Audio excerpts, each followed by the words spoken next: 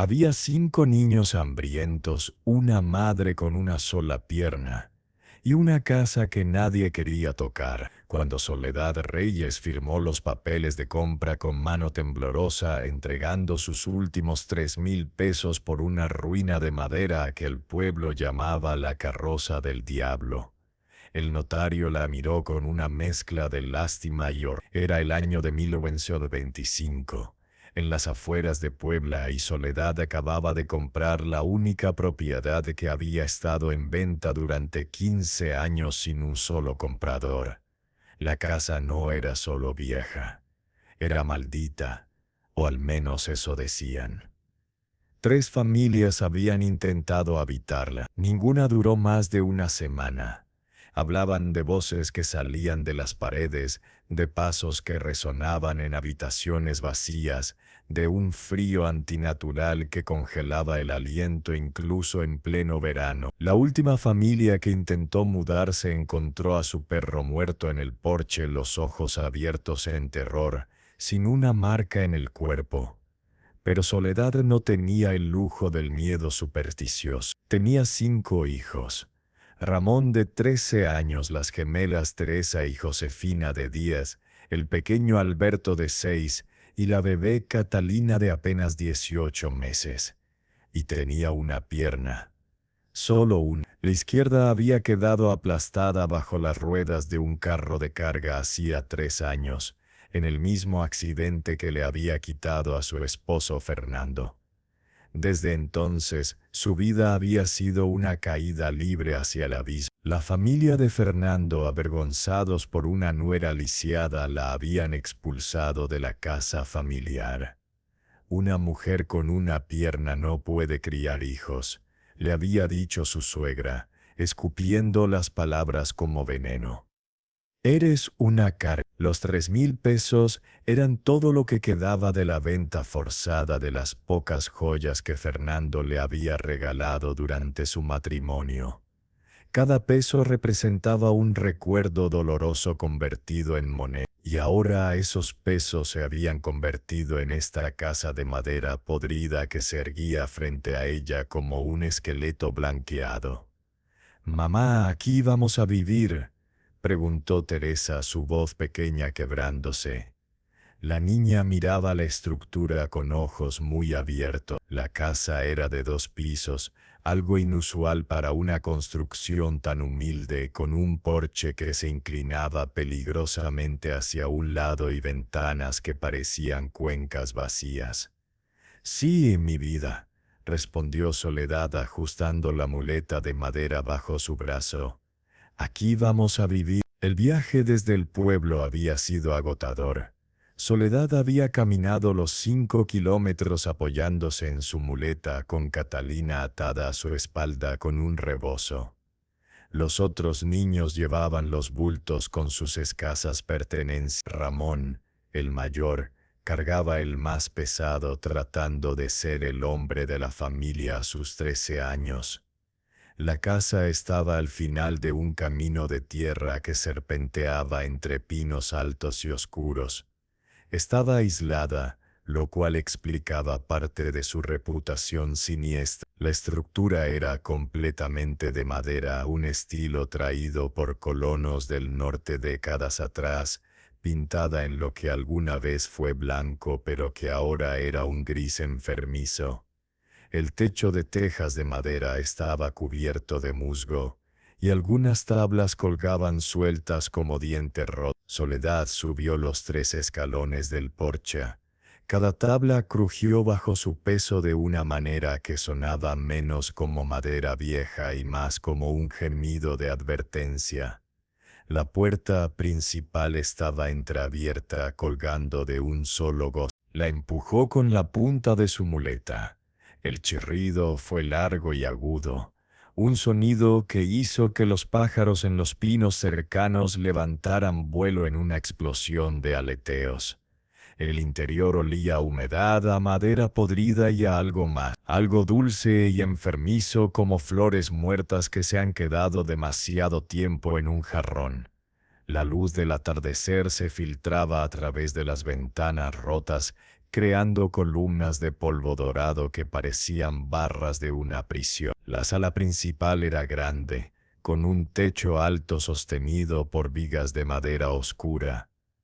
Las paredes estaban cubiertas de un papel tapiz que alguna vez había sido elegante con patrones florales, pero que ahora colgaba en tiras podridas. El suelo de madera estaba cubierto de hojas secas, excrementos de animales y décadas de abandono.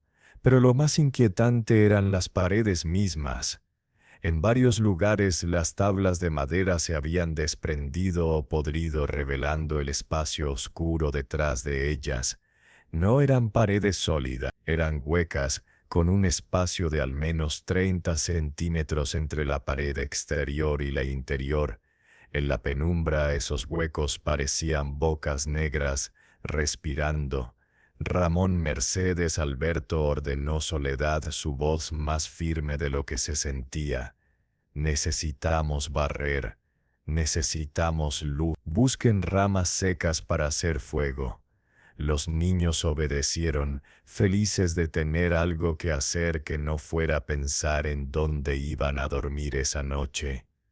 Soledad se quedó de pie en el centro de la sala, sosteniendo a Catalina, mirando la casa que ahora era suya. No sentía miedo de los fantasmas, sentía miedo de algo mucho más real, de que sus hijos murieran de hambre o de frío en este lugar, de que su decisión de comprar esta casa maldita fuera el último error de una serie de errores que habían comenzado el día que perdió su pierna. Esa primera noche fue brutal. No había muebles, así que durmieron en el suelo de la sala principal, acurrucados alrededor de un fuego pequeño que Ramón había logrado encender en lo que quedaba de la chimenea. El humo no salía bien, llenando la habitación de un aire acre que hacía toser a todos. Soledad no durmió, se quedó despierta, su espalda contra la pared, escuchando. Y había mucho que escuchar. La casa gemía constantemente. No eran los crujidos normales de madera asentándose, eran sonidos deliberados. Ritap, tap, tap, como si alguien golpeara suavemente con los nudillos desde el otro lado de las paredes. A veces venía de arriba, del segundo piso que aún no se habían atrevido a explorar. A veces venía de las paredes mismas, moviéndose de un lado a otro de la habitación. Los niños dormían exhaustos, pero Soledad escuchaba, y entre los crujidos y los taps, escuchaba algo más. Un susurro. No eran palabras, pero tampoco era solo el viento. Era un sonido deliberado, como si alguien estuviera tratando de hablar pero hubiera olvidado cómo formar las palabras. Cuando el amanecer finalmente llegó, gris y frío, Soledad no se sentía descansada. Sentía como si hubiera pasado la noche siendo observada por 1000 ojos invisibles que vivían en los huecos de las paredes. Los días siguientes fueron un infierno de trabajo físico. Soledad sabía que si iban a sobrevivir en esta casa, tenía que hacerla habitable rápidamente. Con una pierna y 5 niños, cada tarea era una montaña. Ramón se convirtió en su brazo derecho. Juntos repararon las ventanas con pedazos de madera que encontraron en el cobertizo detrás de la casa. Barrieron décadas de suciedad. Soledad, apoyándose contra la pared para mantener el equilibrio, fregaba el suelo de madera con agua fría del pozo cercano. El pozo era otro asunto inquietante.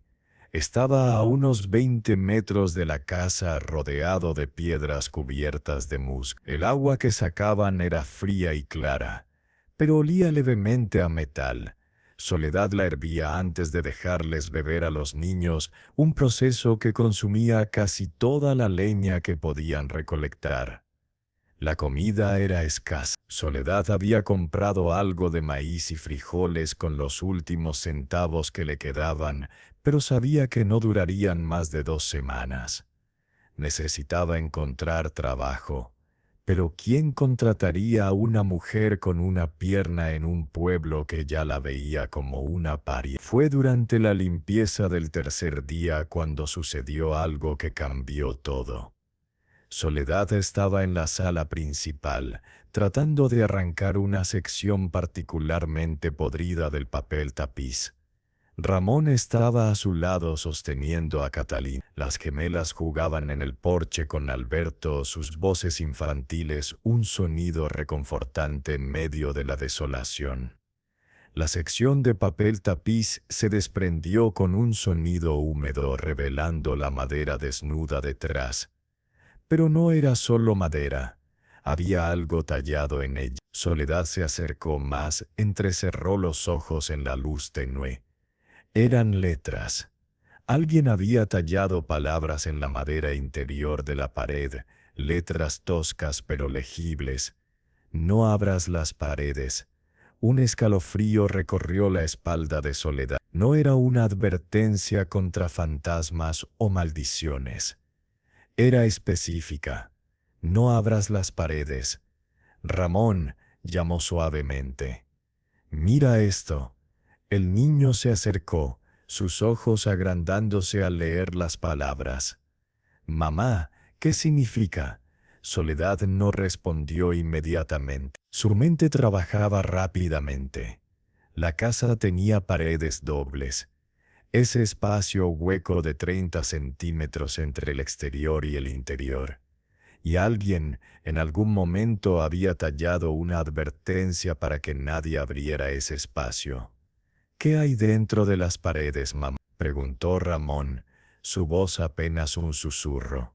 No lo sé, mi hijo, respondió Soledad, pero en su corazón sabía que iba a averiguarlo, porque si había algo valioso escondido en esas paredes, algo que alguien había querido proteger con una advertencia, entonces tal vez, solo tal vez, era la respuesta a sus oraciones desesperadas. O tal vez era la razón por la que todos los demás habían huido. Los días siguientes Soledad no pudo sacarse de la cabeza la advertencia tallada. No abras las paredes. Cada vez que pasaba junto a una sección de pared donde las tablas estaban sueltas o rotas, sentía una atracción magnética hacia esos espacios oscuros. Y también sentía terror. ¿Por qué alguien tallaría una advertencia así? ¿Qué estaba escondido en el espacio entre las paredes que justificaba un mensaje tan urgente? La casa seguía haciendo sus ruidos. De hecho, parecían intensificarse. Por la noche, cuando todos dormían, Soledad escuchaba no solo los taps y los crujidos, sino también lo que sonaba como arrastres, como si algo pesado se moviera lentamente dentro del espacio hueco de las paredes. Una noche despertó con el sonido de llanto. No era Catalina. Era el llanto de una mujer adulta, amortiguado como si viniera de muy lejos o desde detrás de una gruesa capa de material. Soledad se sentó, su corazón latiendo violentamente. El llanto venía de la pared oeste de la sala, la misma donde había encontrado la advertencia. Se puso de pie con dificultad, agarrando su muleta. Cojeó hasta la pared y presionó su oído contra la madera fría. El llanto se detuvo inmediatamente, reemplazado por un silencio tan completo que era más aterrador que cualquier sonido. Luego, tan claro como si alguien estuviera parado justo al otro lado de la pared, escuchó una voz. Una voz de mujer, ronca por el desuso. Sácanos. Soledad retrocedió tan rápido que casi perdió el equilibrio. Su muleta golpeó el suelo con un sonido sordo. Ninguno de los niños se despertó, pero ella sabía lo que había oído. No era su imaginación, no era el viento. Era una voz real, desesperada, viniendo de dentro de la pared. Al día siguiente, Soledad no mencionó nada a los niños, pero sabía que tenía que tomar una decisión. Podía ignorar la advertencia y la voz, podía seguir viviendo en esta casa tratando de sobrevivir día a día. o podía enfrentar lo que fuera que estuviera detrás de esas paredes. La decisión se tomó por ella esa tarde. Alberto, el niño de 6 años, estaba jugando con un palo cerca de la pared norte del primer piso. Golpeó accidentalmente una tabla suelta con demasiada fuerza. La tabla se desprendió con un crujido, cayendo al suelo y revelando el espacio oscuro detrás. Alberto gritó y retrocedió. Ramón y las gemelas corrieron a ver qué pasaba. Soledad llegó cojeando tan rápido como pudo. ¿Qué pasó, Jade? Alberto señaló el agujero en la pared, sus ojos llenos de lágrimas. Lo siento, mamá. No quise romperla. Soledad se acercó al agujero. Era pequeño, del tamaño de pero desde el interior del espacio hueco, algo brillaba débilmente con la luz del sol que ahora entraba por el agujero. No era reflejo de metal, era más suave, más orgánico. Se parecía a Ramón, dijo Soledad, su voz temblando. Trae la lámpara de aceite. El niño obedeció, trayendo la única lámpara que tenían. Soledad la encendió y la acercó al agujero, iluminando el espacio interior de la pared. Lo que vio le cortó la respiración. El espacio entre las paredes no estaba vacío. Estaba lleno de objetos cuidadosamente apilados, cajas pequeñas, paquetes envueltos en tela, y algo más, algo que hizo que su estómago se revolviera. Huesos humanos amarillentos por el tiempo, envueltos parcialmente en lo que parecían ser vestidos de mujer. Soledad retrocedió, sintiendo que el mundo giraba. «Niños, aléjense de aquí», ordenó, su voz quebrándose. Ahora, los niños obedecieron asustados por el terror en la voz de su madre.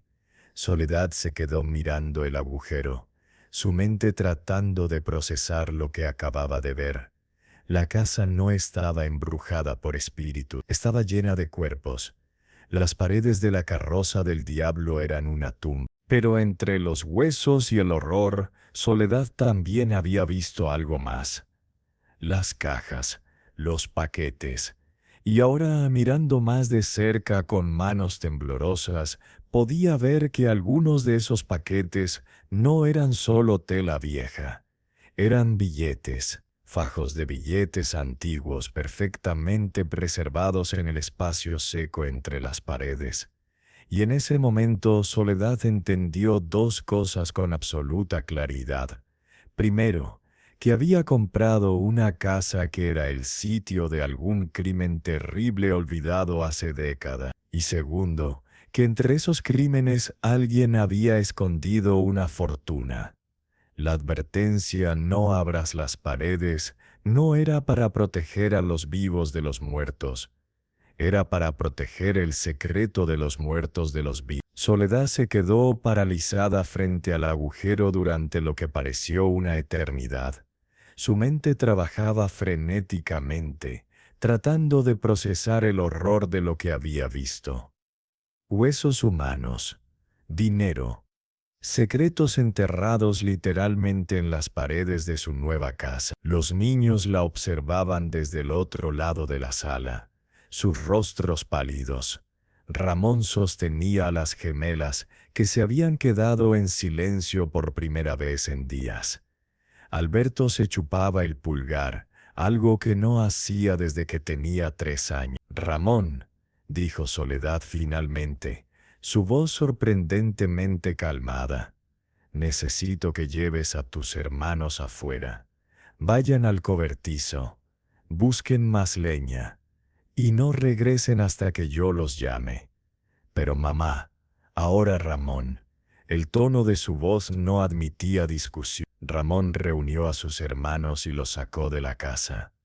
Soledad escuchó sus pasos bajando los escalones del porche, alejándose.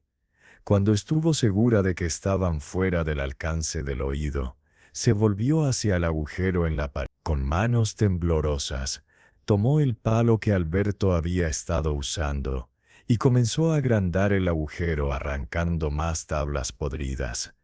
La madera cedió fácilmente, como si hubiera estado esperando este momento durante años. Con cada tabla que caía, más del interior se revelaba a la luz del día. El espacio entre las paredes era exactamente como había calculado, unos 30 centímetros de profundidad, extendiéndose verticalmente desde el suelo hasta el techo del primer piso. Y estaba lleno. No solo en ese punto, se dio cuenta con un escalofrío. Todo el perímetro de la casa, las 4 paredes de la sala principal, todas tenían este espacio hueco. Y si lo que veía aquí era representativo del resto, Soledad se arrodilló, balanceándose sobre su única pierna, y metió la mano en el espacio. Sus dedos rozaron tela podrida primero. La apartó con cuidado, tratando de no pensar en que esta tela había vestido a alguien que ahora era solo hueso. Debajo de la tela, sus dedos encontraron una caja de madera. La sacó con cuidado. Era pesada, del tamaño de una caja de zapatos, con un cierre simple de metal que se había oxidado pero que aún funcionaba. Espera, porque lo que viene a continuación cambiará todo lo que creías saber de esta historia. Dale like si quieres más relatos como este, suscríbete para ser parte de esta comunidad y dime en los comentarios desde qué país nos estás viendo. Nos encanta saber quién está del otro lado de la pantalla. La abrió. Dinero. Fajos y fajos de billetes, todos cuidadosamente envueltos en papel encerado para protegerlos de la humedad. Eran billetes viejos, algunos de ellos anteriores a la revolución, pero Soledad sabía que el banco aún los aceptaría. El dinero era dinero, sin importar cuán viejo fuera. Contó rápidamente. Había al menos 5,000 pesos en esa caja. Más del doble de lo que había pagado por la casa entera. Su corazón latía tan fuerte que podía oírlo en sus oídos. Se obligó a respirar profundamente, a pensar con claridad. Metió la mano de nuevo en el espacio de la pared, buscando ciegamente, tratando de no tocar los huesos que sabía que estaban ahí. Encontró otra caja, y otra. Y un paquete envuelto en cuero que contenía joyas, anillos de oro, collares de perlas, broches con piedras que brillaban incluso bajo la luz tenue. Cada descubrimiento la mareaba más. No era solo dinero, era una fortuna. Una fortuna escondida en las paredes de una casa que nadie quería, protegida por la reputación de estar embrujada y por los cuerpos de ¿quiénes? Las víctimas, los ladrones. Soledad se sentó en el suelo, rodeada por las cajas y paquetes que había sacado. Su mente trabajaba frenéticamente. Tenía que pensar, tenía que ser inteligente. Si reportaba esto a las autoridades, ¿qué pasaría? Le quitarían todo. Le investigarían a ella. Una viuda pobre y lisiada que de repente aparece con una fortuna en una casa con cuerpos en las paredes. La acusarían, la arrestarían. Sus hijos terminarían en un orfanato. Pero si no lo reportaba, si simplemente tomaba el dinero y las joyas, si sellaba de nuevo las paredes y nunca hablaba de los huesos. Era robo, ¿no? ¿O era hallazgo? Los dueños originales de este dinero estaban muertos. Habían estado muertos durante décadas por el aspecto de los huesos. No había nadie que lo reclamara, excepto tal vez las almas de los muertos, susurró para sí misma mirando el agujero oscuro en la pared. Fue entonces cuando escuchó el sonido de nuevo. Tap, tap, tap, pero esta vez no venía de las paredes. Venía de arriba, del segundo piso que aún no habían explorado. Y luego, clara como el día, escuchó la voz de nuevo. «Sácanos». Soledad se levantó con dificultad, agarrando su muleta. Miró hacia el techo, hacia donde sabía que estaban las escaleras que conducían al segundo piso. «¿Quién eres?». preguntó en voz alta, sintiéndose absurda hablándole a una casa vacía. ¿Qué quieres? El silencio que siguió fue pesado, expectante. Luego tan suavemente que casi lo perdió, escuchó. Arriba, las otras, arriba, las otras. Plural. Soledad sintió que sus rodillas se debilitaban. Si había cuerpos en las paredes del primer piso, ¿cuántos más habría en el segundo?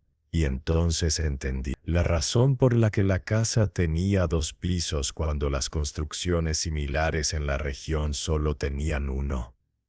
No era un lujo arquitectónico, era necesidad.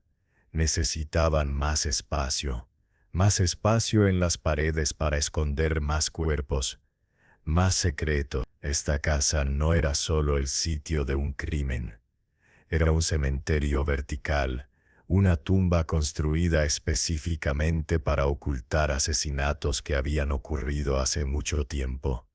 La pregunta era, ¿quién había construido esta trampa mortal y por qué?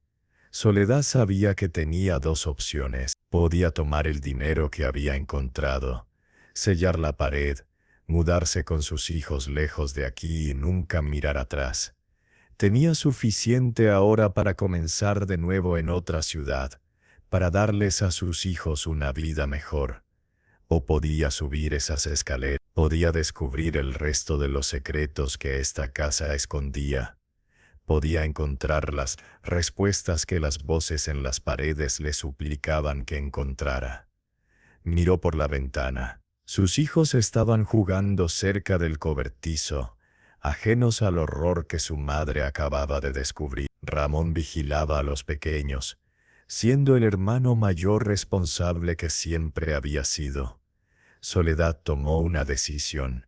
Escondió rápidamente las cajas y paquetes que había sacado bajo el montón de cobijas donde dormía. Luego, usando tablas sueltas del porche, tapó temporalmente el agujero en la pared. No era perfecto, pero al menos sus hijos no verían los huecos. Cuando llamó a los niños de regreso, actuó como si nada hubiera pasado. Les sirvió el último de los frijoles para cenar, mirando sus rostros hambrientos mientras comían, sabiendo que ahora tenía el poder de darles algo mejor. Pero primero necesitaba saber toda la verdad, y eso significaba enfrentar el segundo piso. Esa noche, cuando todos dormían, Soledad tomó la lámpara de aceite y se dirigió a las escaleras que conducían al segundo piso. Estaban en el fondo de la sala principal, una escalera empinada y estrecha que desaparecía en la oscuridad de arriba. Con su muleta bajo un brazo y la lámpara en la otra mano comenzó a subir. Cada escalón crujía bajo su peso, un sonido que parecía amplificado en el silencio de la noche. El segundo piso consistía en un pasillo largo con 3 puertas, 2 a cada lado y una al final. Todas estaban cerradas. El aire aquí era diferente al de abajo. Era más frío, más denso y olía a algo que Soledad reconoció inmediatamente: muerte antigua. Se acercó a la primera puerta de la derecha. Su mano temblaba mientras giraba el picaporte oxidado. La puerta se abrió con un gemido largo y doloroso. La habitación estaba vacía excepto por Ra. Soledad levantó la lámpara más alto. Las paredes de esta habitación no tenían papel tapiz. Eran madera desnuda. Y tallado en cada superficie, cubriendo cada centímetro de las 4 paredes, había nombres, cientos de nombres tallados con diferentes manos, diferentes herramientas, diferentes niveles de desesperación. María Sánchez Teddy. Soledad se movió alrededor de la habitación, leyendo, su horror creciendo con cada nombre. Todas eran mujeres, y junto a algunos nombres había mensajes. Él me engañó. Dijo que era trabajo honesto. Ayuda. Nadie sabe que estoy aquí. Mi familia me busca en Guadalajara. Dios perdona. Pero yo no. Soledad se apoyó contra la pared, sintiendo que sus piernas cedían. Esta casa no era solo una tumba, era una trampa. Había sido una trampa de muerte para mujeres durante décadas. Y entonces lo entendió todo. La casa elegante en medio de la nada, las paredes dobles, la reputación de estar embrujada. Alguien había construido esto intencionalmente. Había traído a mujeres aquí, probablemente con promesas de trabajo o refugio. Y luego, el dinero en las paredes no era botín de robos, era el dinero de las víctimas, sus ahorros, sus joyas, todo lo que tenían cuando llegaron aquí buscando una nueva vida. Sácanos, había dicho la voz. Ahora Soledad entendía. No querían venganza. Querían ser conocidas. Querían que alguien supiera que habían existido, que habían muerto aquí, que no habían sido olvidadas. Soledad salió de esa habitación y abrió la siguiente puerta. Más nombres, más mensajes desesperados. En la tercera habitación al final del pasillo, encontró algo diferente. Un escritorio viejo con un cajón que todavía estaba cerrado con llave. Usando el borde de su muleta, forzó el cajón hasta que se abrió. Dentro había un libro de contabilidad escrito con caligrafía meticulosa. Soledad lo hojeó, su estómago revolviéndose con cada página. Era un registro de cada mujer que había sido traída a esta casa. Sus nombres, de dónde venían, cuánto dinero tenían, qué joyas llevaban. Y al lado de cada nombre una fecha de entrada y una fecha de procesamiento. El libro cubría desde Misio Tosnone y en la última página, escrito con una letra diferente más temblorosa, había una confesión. Mi nombre es Enrique Salazar, construí esta casa.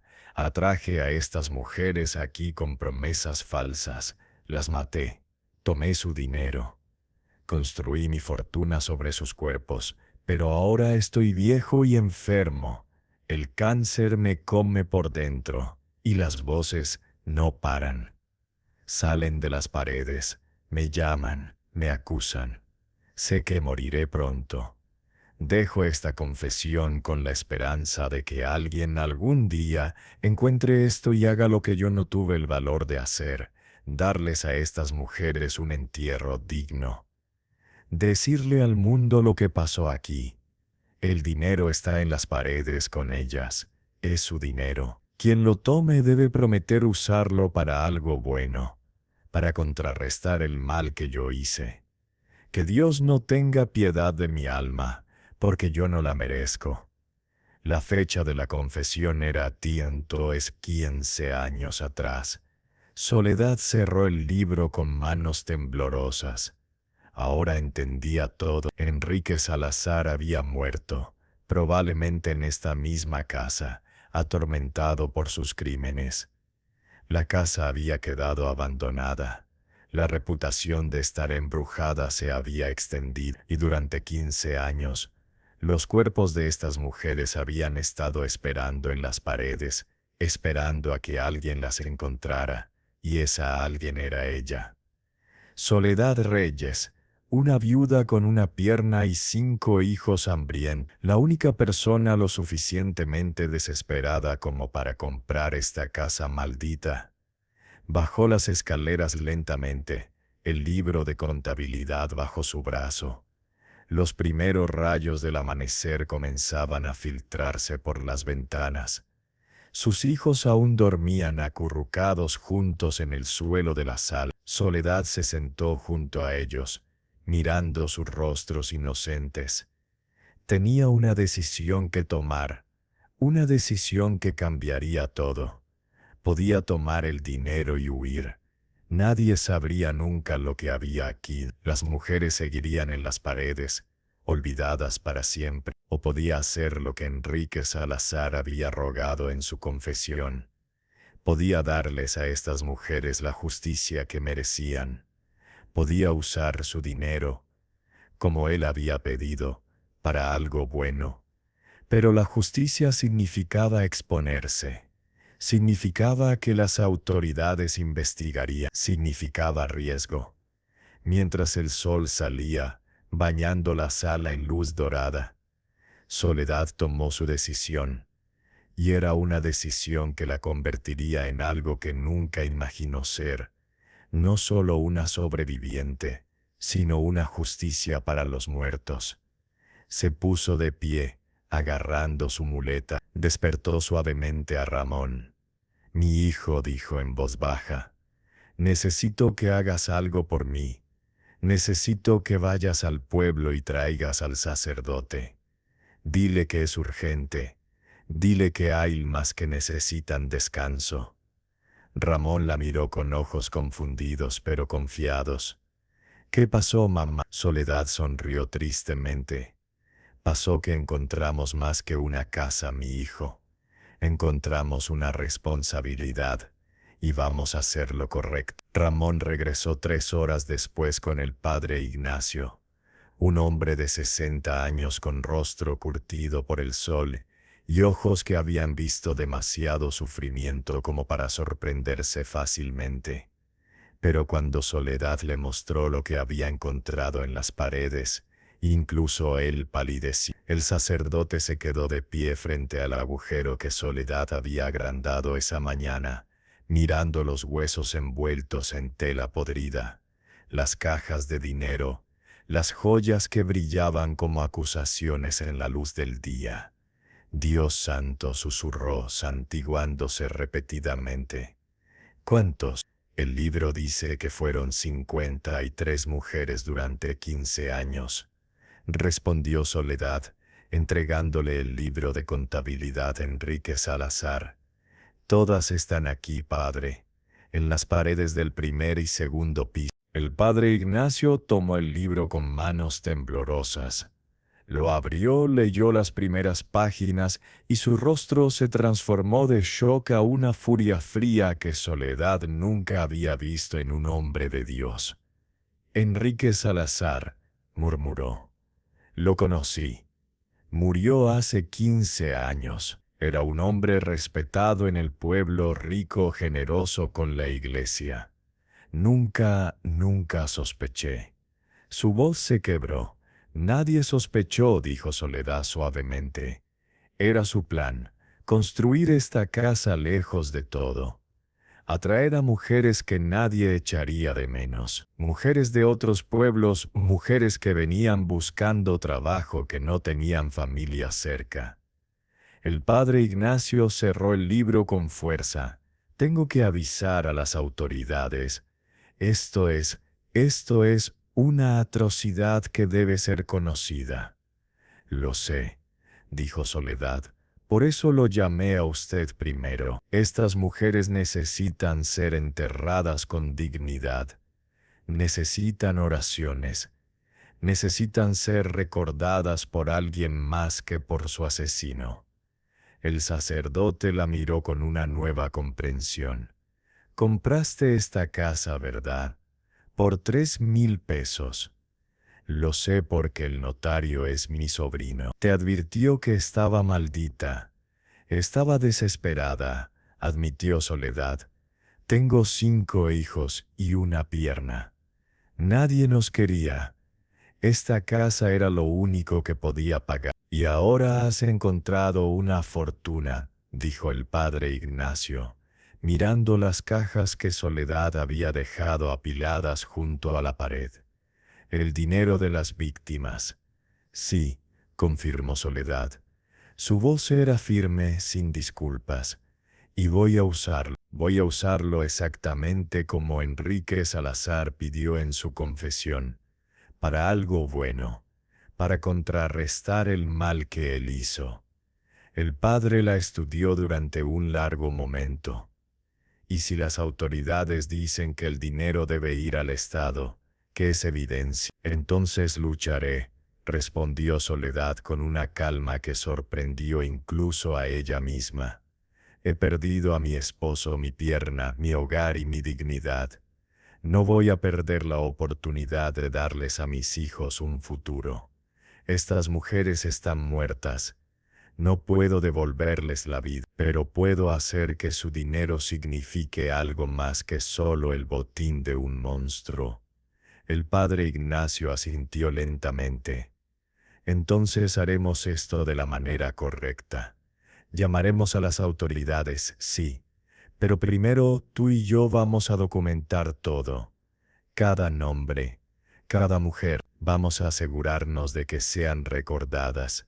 Y voy a testificar personalmente que este dinero debe ser tuyo, como recompensa por descubrir este crimen y por darles a estas almas el descanso que merecían. Soledad sintió lágrimas de alivio quemando sus ojos. Gracias, padre, no me agradezcas todavía, advirtió el sacerdote. Lo que viene será difícil. Habrá investigaciones, preguntas, y no todos en el pueblo creerán que eres inocente en todo esto.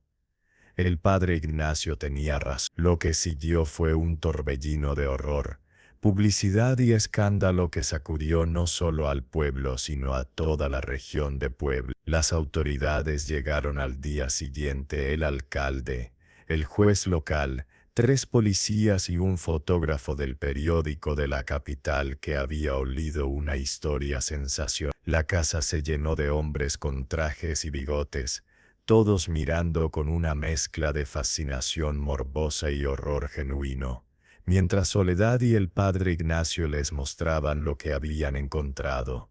Soledad había enviado a sus 5 hijos a quedarse con las monjas del convento del pueblo. No quería que presenciaran lo que estaba a punto de suceder.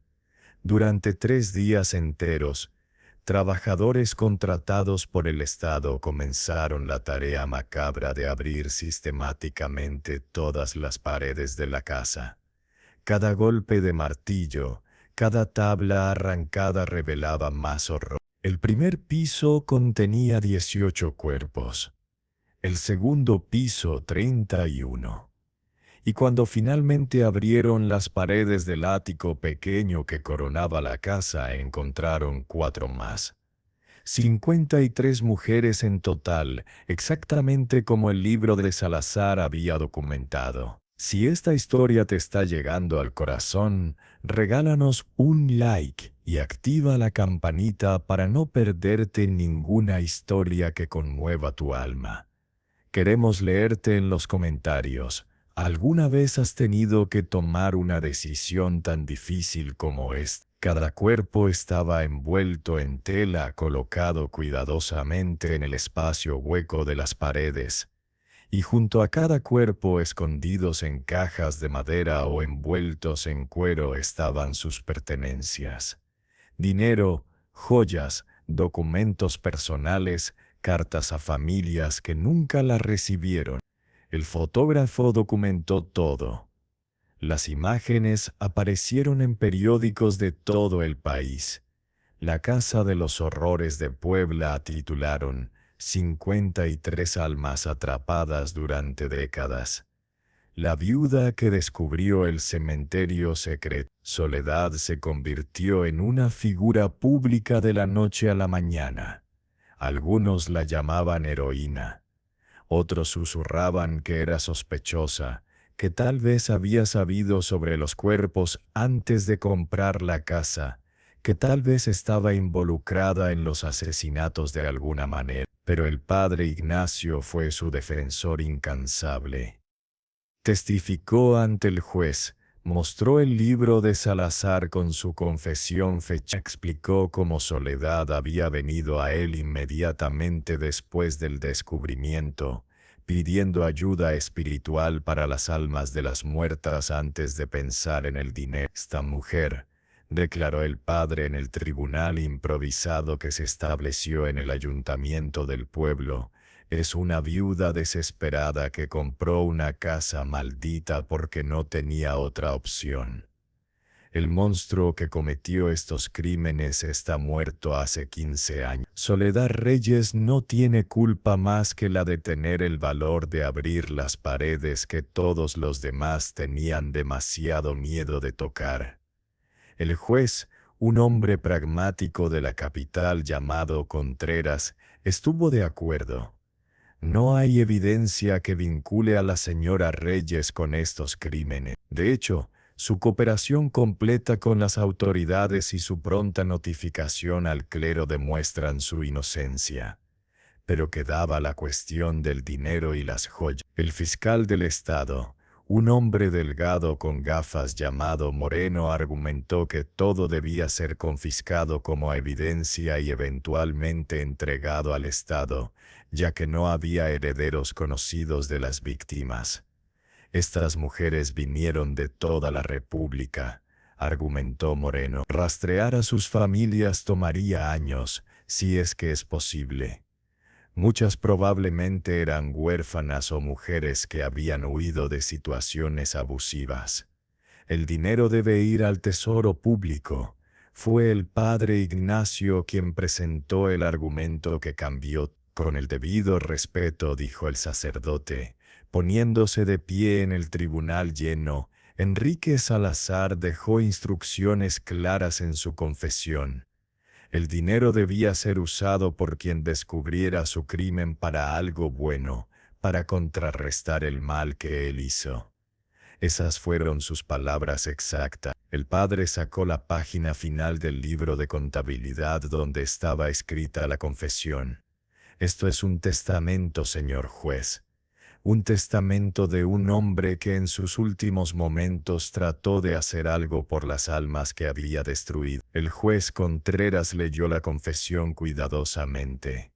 El silencio en la sala era absoluto.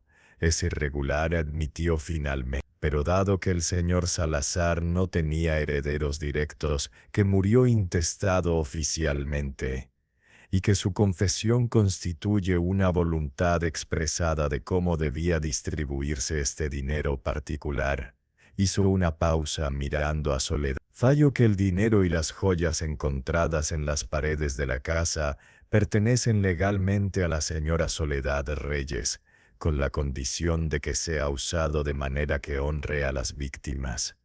El fiscal Moreno protestó violentamente, pero el juez fue inflexible. Mi decisión es final. La señora Reyes recibirá el dinero tasado en aproximadamente 45,000 pesos, más las joyas valoradas en otros 20,000 pesos. Un total de 65,000 pesos. Soledad sintió que el mundo giraba. Era una fortuna construida sobre 53 tragedias, pero una fortuna que podía transformar todo. Pero el juez no había terminado. Sin embargo, continuó, la casa misma es un sitio de crimen y debe ser destruida. No puede ser habitada.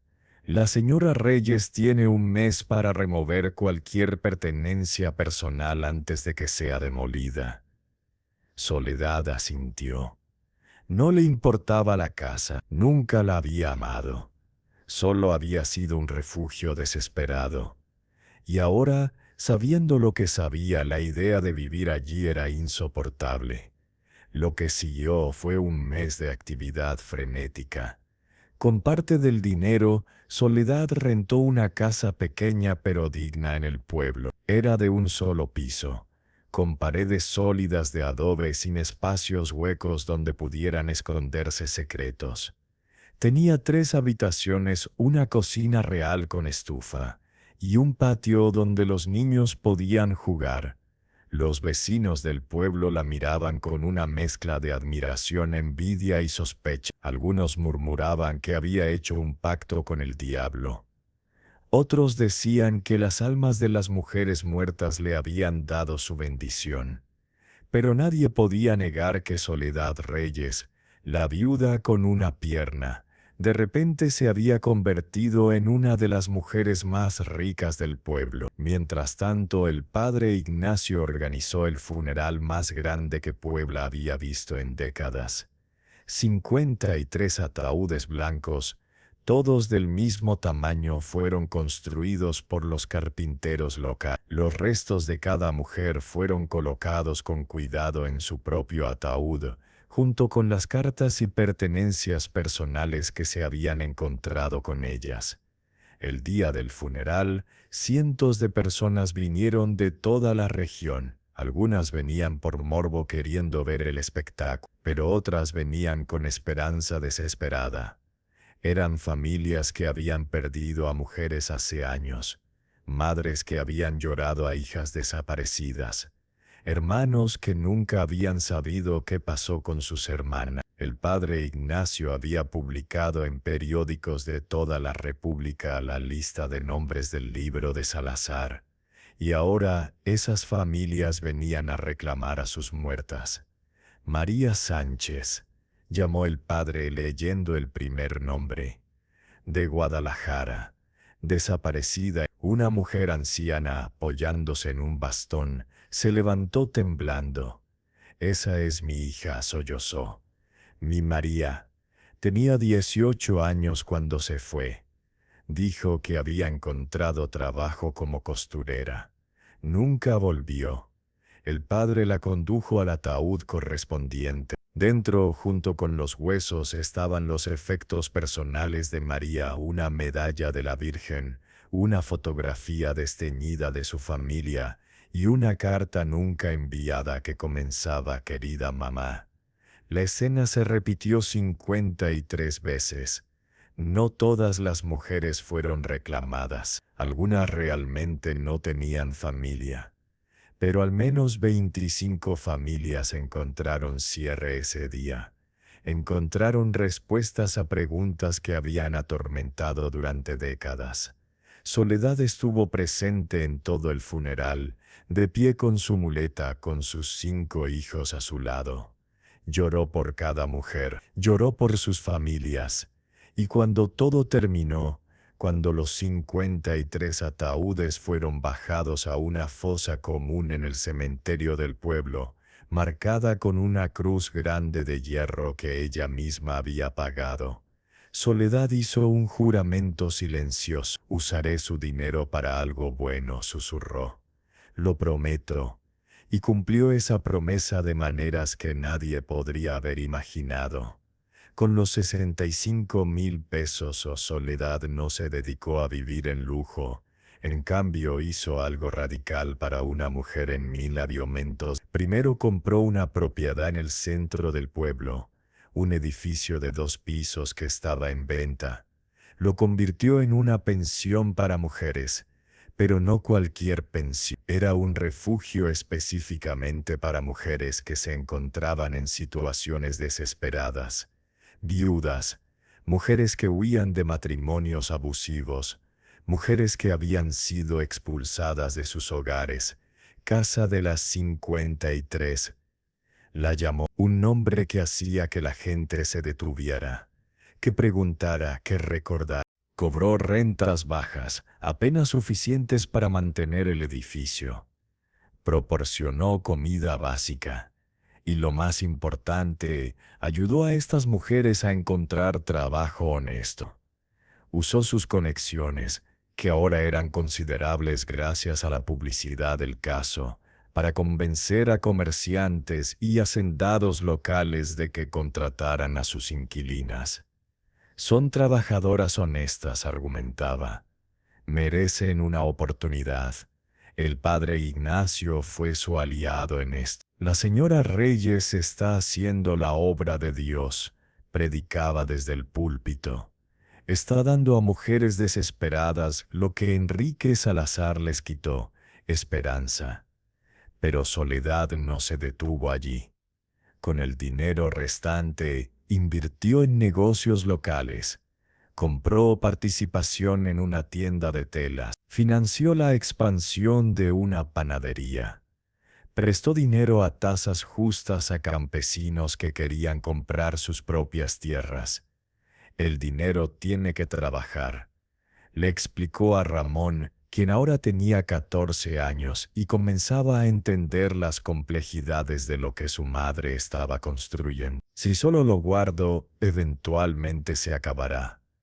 Pero si lo uso sabiamente, puede crecer, puede seguir ayudando mucho después de que yo me haya ido.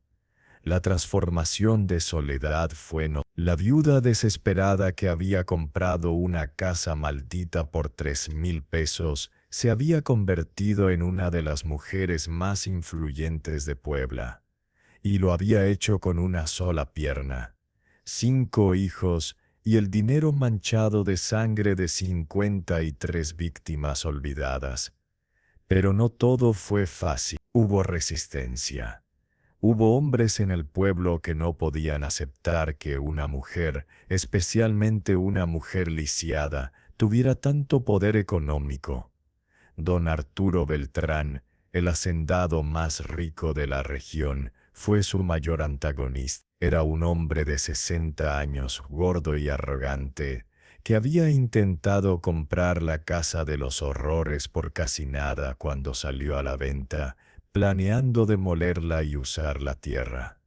Cuando Soledad la compró primero, se sintió insultado, y cuando ella se convirtió en rica se sintió amenazada. Es una bruja, decía abiertamente en el casino donde los hombres ricos del pueblo jugaban cartas.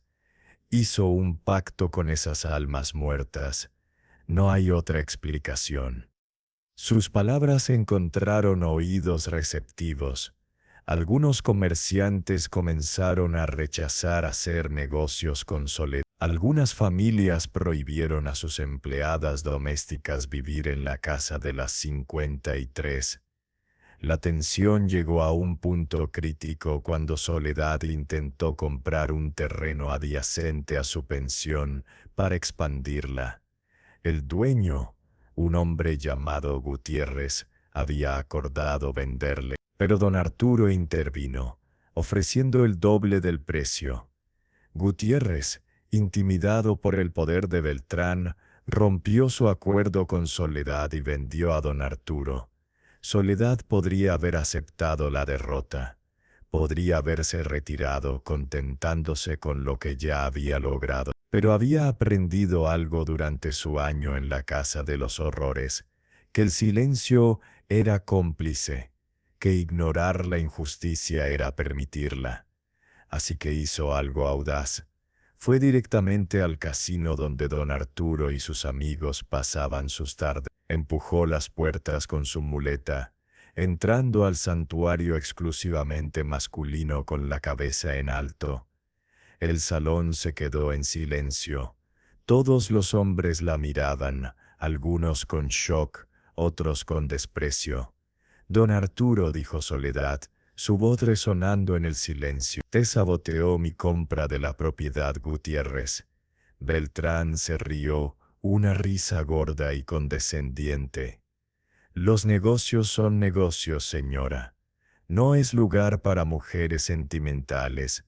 Tiene razón, respondió Soledad tranquilamente. Los negocios no son sentimentales, así que hablemos de negocios. Usted debe 15,000 pesos al Banco Regional, con vencimiento en 3 meses. Su cosecha de maíz fracasó el año pasado debido a la sequía. Está luchando para hacer sus pagos. La cara de Beltrán se puso roja. ¿Cómo sabe? Yo compré su deuda esta mañana, continuó Soledad. El banco estaba feliz de venderla. Ahora usted me debe a mí 15,000 pesos y tengo todo el derecho de exigir pago completo e inmediato si así lo deseo. El silencio en el casino era absoluto. Todos los hombres miraban a Beltrán, cuya arrogancia se había evaporado, reemplazada por pánico genuino. No puede hacer eso, tartamudeó. Yo necesito tiempo y yo necesitaba ese terreno, replicó Soledad. Así que hagamos un trato. Usted me vende el terreno que acaba de comprar al precio que Gutiérrez y yo habíamos acordado originalmente. Y yo le doy una extensión de 6 meses en su deuda, con tasa de interés reducida. Beltrán la miró, su rostro contorsionado entre el odio y la necesidad. Está jugando sucio. Estoy jugando como me enseñaron, respondió Soledad. Por hombres como usted. La sala estalló en murmullos.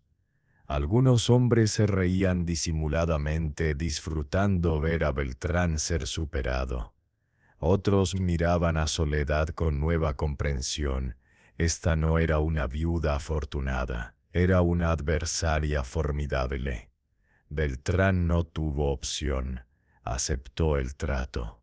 Soledad consiguió su terreno, y más importante, estableció su reputación.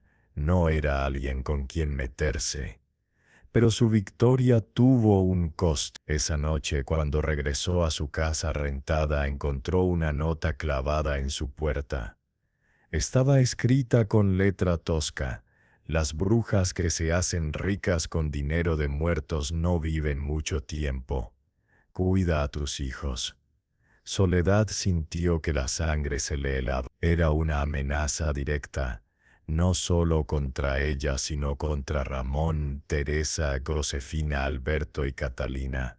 Entró a la casa, donde sus hijos cenaban alrededor de la mesa. Los miró, sus rostros inocentes, ajenos al peligro. Ramón notó su expresión. «Mamá, ¿qué pasa?». Soledad arrugó la nota en su puño. «Nada, mi hijo. Solo negocios». Pero sabía que esto no había terminado. Había cruzado una línea al desafiar abiertamente a don Arturo Beltrán, y hombres como él no perdonaban tales humillaciones. Esa noche Soledad no durmió. Se sentó junto a la ventana, vigilando, su muleta al alcance de la mano. Y mientras miraba las sombras de la noche, se preguntó si había cometido un terrible error. Había prometido usar el dinero de las 53 mujeres para algo bueno. Había cumplido esa promesa, pero al hacerlo se había convertido en un blanco. Y esta vez los monstruos que enfrentaba no eran fantasmas en las paredes. Eran hombres vivos, hombres poderosos, hombres que no tolerarían que una mujer lisiada los desafiara. La guerra que estaba a punto de comenzar sería diferente de cualquier cosa que Soledad hubiera enfrentado antes. Y no estaba segura de poder ganarla. Pero una cosa sabía con certeza: no se rendiría. No después de todo lo que había sobrevivido. No después de todo lo que había sobrevivido. Y necesitaba documentar todo, cada amenaza, cada movimiento de Beltrán, cada detalle.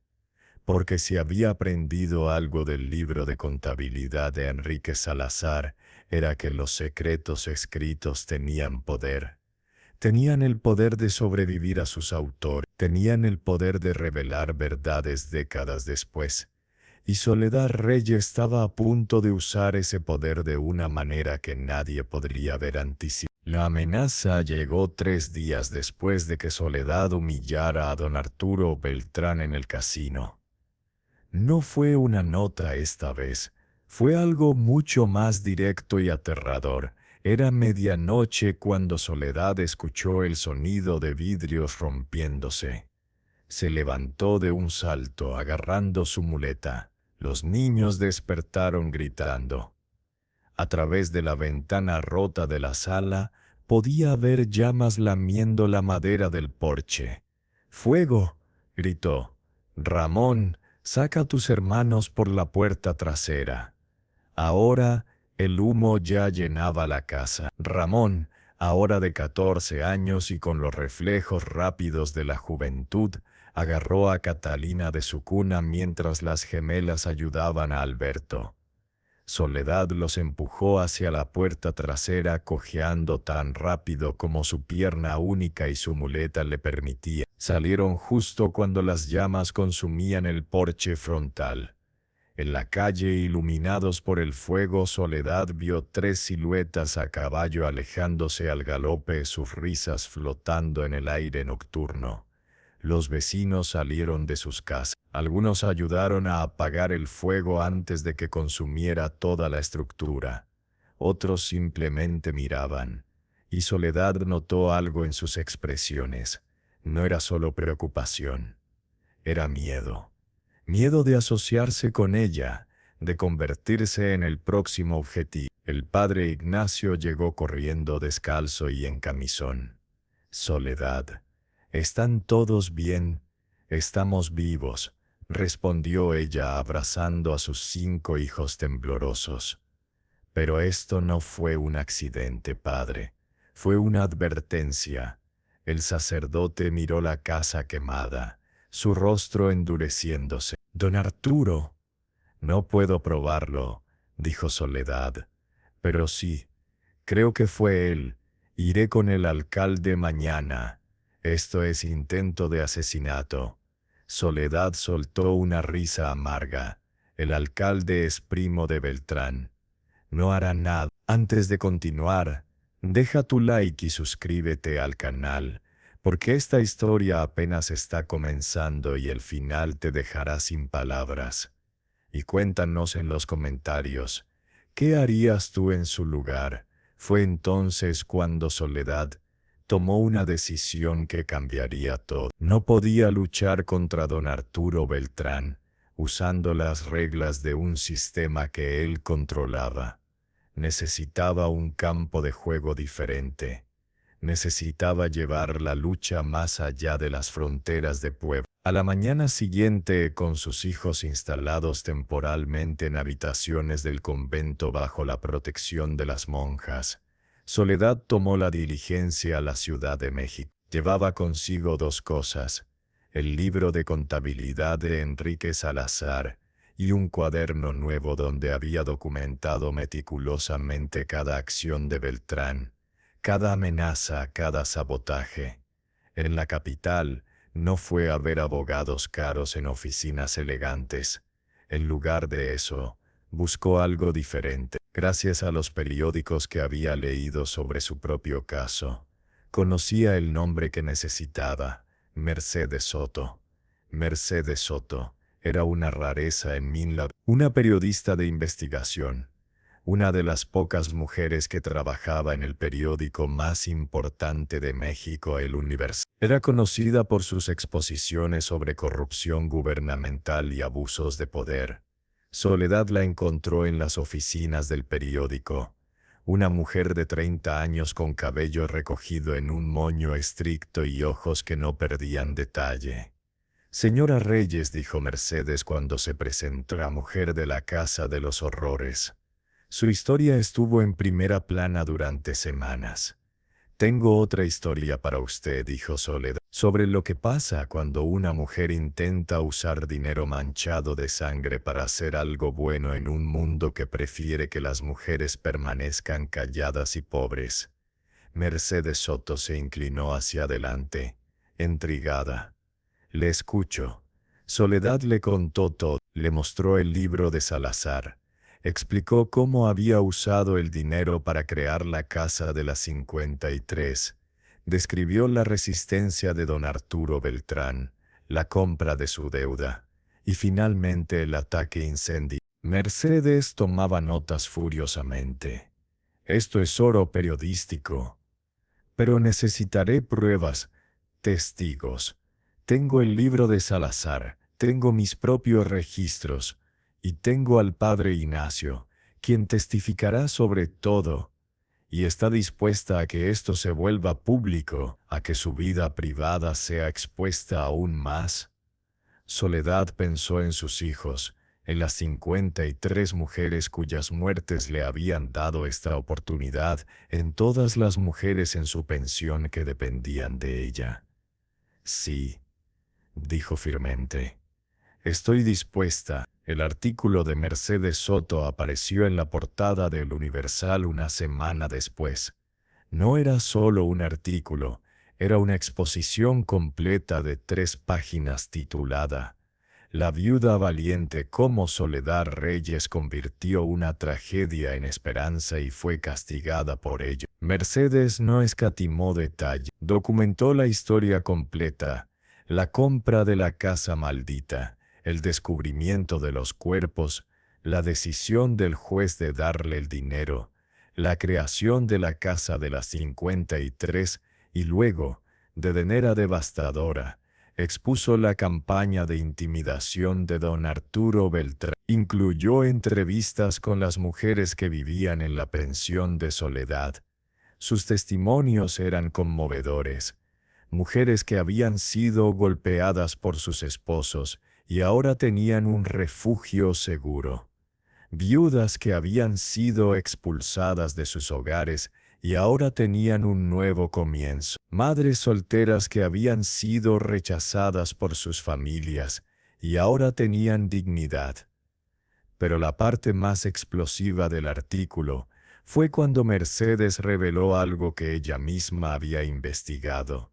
Don Arturo Beltrán había estado en negocios con Enrique Salazar en la D. Había registros comerciales que los conectaban. Y aunque no había prueba directa de que Beltrán supiera sobre los asesinatos, Mercedes planteaba la pregunta: ¿es casualidad que don Arturo ahora ataque a la mujer que descubrió los crímenes de su antiguo socio de negocio? El impacto fue inmediato y devastador.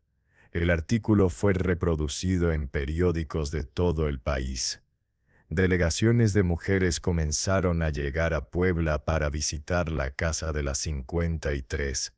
Activistas sociales de la capital declararon a Soledad un ejemplo de la nueva mujer mexicana. Pero lo más importante fue que el gobernador del estado, presionado por la opinión pública, ordenó una investigación sobre don Arturo Beltrán. No sobre los asesinatos de Salazar, eso estaba cerrado, sino sobre el ataque incendiario y sus vínculos con el asesino. Beltrán se vio forzado a la defensiva. Negó todo, por supuesto, pero su reputación estaba arruinada.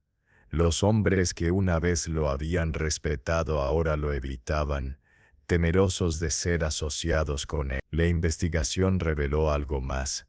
Beltrán había estado desviando fondos públicos destinados a obras de caridad, fondos que se suponía debían ir a ayudar a viudas y huérfanos. Irónico, pensó Soledad cuando leyó los reportes. Don Arturo Beltrán fue arrestado, no por el ataque contra Soledad, las pruebas allí eran circunstanciales, sino por malversación de fondos públicos. Fue sentenciado a 5 años de prisión y la confiscación de la mayoría de sus propiedades. Soledad observó su caída sin satisfacción. No sentía victoria, solo sentía cansancio. La lucha la había agotado, pero había ganado. Y más importante, había enviado un mensaje. Las mujeres ya no eran víctimas silenciosas. Con Beltrán fuera del camino, Soledad pudo finalmente enfocarse en construir sin obstáculos. Expandió la Casa de las 53, añadiendo un tercer piso. Abrió una segunda pensión en Cholula. Financió una escuela para niñas pobres. Ramón creció y fue a la universidad estudiando leyes. «Voy a ser el abogado que mujeres como tú necesitan, mamá», le dijo. Las gemelas se convirtieron en maestras, Alberto en médico, y Catalina, la bebé que Soledad había cargado en su espalda durante los días más oscuros, se convirtió en arquitecta diseñando viviendas accesibles para personas con discapacidades. Los años pasaron. Soledad envejeció, su cabello se volvió gris, las arrugas surcaron su rostro, pero nunca perdió su muleta ni su determinación. En 1950, 25 años después de comprar la Casa de los Horrores, Soledad fue invitada a dar un discurso en la Ciudad de México en un evento sobre derechos de las mujeres. Tenía 60 años, pero su voz era tan fuerte como siempre. «Compré una casa por 3,000 pesos», comenzó, hablando ante una audiencia de cientos. Una casa que nadie quería porque estaba llena de fantasmas. Pero descubrí que los verdaderos fantasmas no están en las paredes, están en nuestras mentes. El miedo a ser diferentes, el miedo a ser fuertes, el miedo a reclamar lo que es nuestro por derecho. Encontré 53 mujeres muertas en esas paredes, mujeres que habían sido engañadas, asesinadas y olvidadas. Pero su muerte no fue en vano. Su dinero me dio poder, y usé ese poder no para mí misma, sino para asegurarme de que ninguna otra mujer terminara como ellas, sin voz, sin opciones, sin esperanza. El aplauso fue atronador. Soledad miró a la audiencia y vio algo que la llenó de orgullo. Mujeres jóvenes, con educación, con confianza, con futuro. Un futuro que las 53 habían ayudado a comprar sin saber. Soledad Reyes murió en 1960, a los 70 años, rodeada de sus 5 hijos, 15 nietos y docenas de mujeres cuyas vidas había tocado. Fue enterrada en el cementerio de Puebla, no lejos de la tumba común de las 53. Su lápida era simple: Soledad Reyes, viuda, madre, guerrera. Pero su legado no fue simple. La Casa de las 53 sigue operando hasta hoy, ahora dirigida por su bisnieta. Ha albergado a más de 10.000 mujeres en sus casi 100 años de existencia. Y la Casa de los Horrores, aquella estructura de madera donde todo comenzó, fue demolida como el juez había ordenado.